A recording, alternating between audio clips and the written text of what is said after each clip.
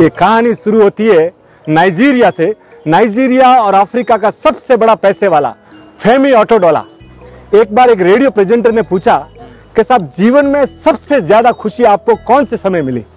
तो उन्होंने जो बोला है ना, आप साथ लेके जाइएगा, उन्होंने बोला कि मैं जब नाइजीरिया का और अफ्रीका का सबसे बड़ा पैसे वाला बन गया, पर कहीं न कहीं मुझे लगा कि मुझे पूरा आनंद नहीं आ रहा है। दूसरी बार मैंने क्या किया कि दुनिया भर के प्लेन्स, दुनिया भर के याचस, दुनिया भरी लग्जरी गाड़ियां, ये सब इकट्ठा की, पर फिर भी कहीं न कहीं लगा कि इतना आनंद नहीं है।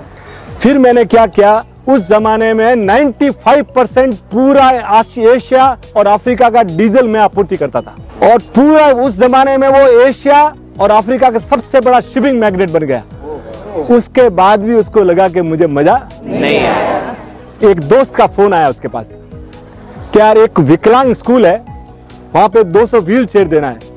तो उसने बोला यार छोटी छोटी बात के लिए मुझे फोन क्यों करता है, 200 देना है कि 400 देना है, तू दे देना यार, और ले लेना। बोले नहीं मैं मुझे मालूम है तेरे बिना पूछे भी मैं 200-400 वहां डाल सकता हूँ, पर तुझे साथ चलना है। बोले यार इतना टाइम तो अपने पास नहीं। बोले साथ चलने का हो तो यार, तो उसके कहने पे मैं मान गया और 200 व्हील चेयर देने में स्कूल में। और जैसे ही मैंने व्हील चेयर्स बांटी साहब, मैंने जीवन मेरा पलट गया।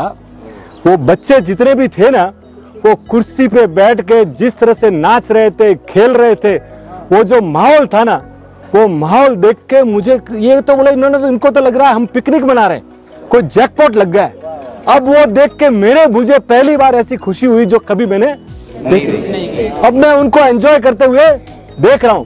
और जब मैं रवाना होने लगा तो एक बच्चे ने मेरा पांव पकड़ लिया, तो हल्के से मैंने उसको बोला कि और कुछ चाहिए क्या? बोलो बेटा मैं दे देता हूं। बोले नहीं, जब आप मुझे स्वर्ग में मिलो ना, तो मैं आपका चेहरा याद रखना चाहता हूं। जब आप चेहरा मान ले, और मैं रब का शुक्रिया अदा करूंगा कि इतना प्यारा आदमी आपने धरती पे। बॉस जब भी है ना आप दूसरों का करते हैं ना, तब जो आपको खुशी मिलेगी ना, खुद का इकट्ठा करने में आपको खुशी नहीं मिलेगी। तो जिंदगी है ना बॉस, सिक्का उठाते हैं तो आवाज नहीं आती, सिक्का गिराते हैं तो आवाज आती है। तो जिंदगी में बॉस लोगों का करते रहिए, लोगों से प्यार बांटते रहिए। Thank you sir.